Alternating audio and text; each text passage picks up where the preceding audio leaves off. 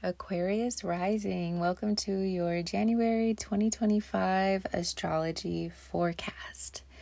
We begin the year with the sun in Capricorn, lighting up your 12th house space of spirituality, isolation, and introspection. Here you're asked to explore your depths and to heal any triggers or resistance to life's flow. On January 2nd, Venus moves into Pisces, bringing the energy of love, money, and value to your second house of money. Venus rules this house and loves being here, so this is an auspicious time for you to generate wealth and collect resources. On January 6th, Mars retrograde moves into Cancer, hitting your 6th house of daily routines, health, wellness, and work. You can notice emotional inflammation or even physical inflammation, especially in the stomach, breast, or womb. So be mindful and listen to your body.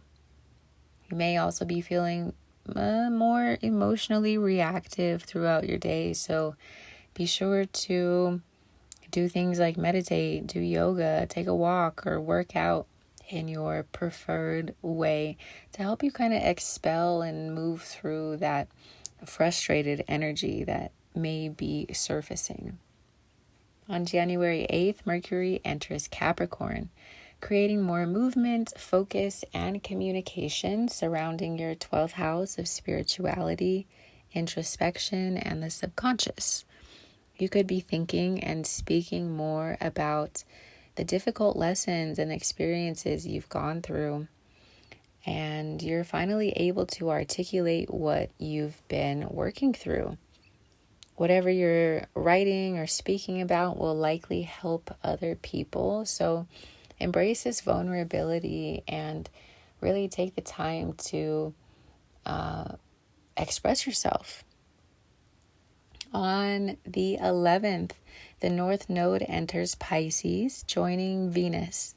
The North Node is a destiny point seeking to align you with more love, more money, and more value. Pisces here wants you to have a steady flow of income. It wants you to trust in your worthiness and your ability to cultivate abundance. It's asking you to develop more spiritual approaches to making and generating wealth while redefining your value. On the same day, the South Node enters Virgo, which is your 8th house space, helping you to face your fears and your insecurities head on. You may need to evaluate or let go of certain intimate partners or financial partners. And there could be a loss of money or a transformation of resources as you move from focusing on other people's money to generating your own. This transit lasts 1.5 years, so lean into faith and flow. Whatever is lost between you and another person is teaching you also to rely on yourself and to refine that relationship with yourself. And it's likely that if you do lose money with this 8th house, you will be gaining it back in a new way, since there is that focus on your second house of how you make money yourself. On January 13th, there's a full moon in Cancer lighting up your 6th house space, showing you what needs to end or be adjusted in your work life, your daily routine, and your health. This moon is aspecting Uranus and Taurus, highlighting potential surprises in your 4th house of home, family, parents, and your inner world. So as always, listen to your body and your intuition and remain flexible. On January 19th, the sun moves into Aquarius, lighting up your 1st house of self, identity, and body, urging you to focus more on self-love and self-care and innovating who you are. January 27th, Mercury joins the sun here in your 1st house, putting even more focus and thought and communication surrounding who you are, how you show up in the world, what you care about, what you're going after. Your mind is moving fast, so remember to move your body to technology, the internet, your social circles are all a focus here as well. On January 29th, the new moon in Aquarius gives you an opportunity to set new meaningful intentions around who you are and who you want to be. Remember, Pluto moved into Aquarius at the end of 2024, beginning its 20-year transit through your first house, changing you, transforming you, empowering you in your identity and your body like never before.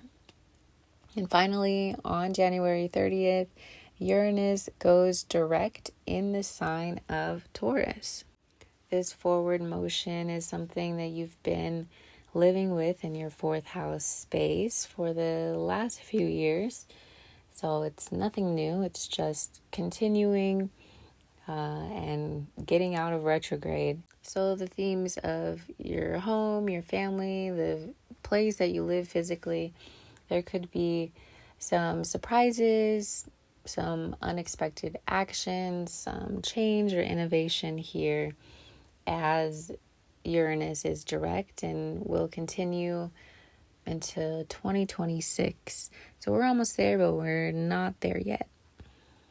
As far as tarot goes, your first card is the Four of Pentacles, showing how important it is for you to be a good steward over your resources and over your money. If you don't have a savings account, it's a good idea to start one, to intend for one, but to also understand that you have to exchange your energy in order to create more of a flow in this area. The card here shows an individual who is hanging on so tightly to what he has that he is unable to experience anything else. So while yes, it is a good idea for you to budget and plan and to be aware of what's what when it comes to finances and resources, you also have to be willing to take chances on new things. And this is being further emphasized by the Three of Wands, where an individual has his hand on the third wand that represents the future. The first and second represent the past and the present. So what are your goals moving forward? What are you passionate about? What creative new way forward are you making for yourself? What are you dreaming about? What are you passionate about? What lights you up? These are all questions that the Three of Wands is asking you as you begin to plan for your future and set your sights on new horizons. The Five of Wands is next, showing that maybe there's a lot of different things you want to try, and maybe not all of them are worth exploring. So you're going to have to put some thought and effort into figuring out which direction you want to move in. And no one else can tell you this. This is not going to come from anyone else's mind. People do not have to agree with you. And at this point, as an Aquarius rising, you should know that they probably won't. You are so forward thinking and so ahead of your time that you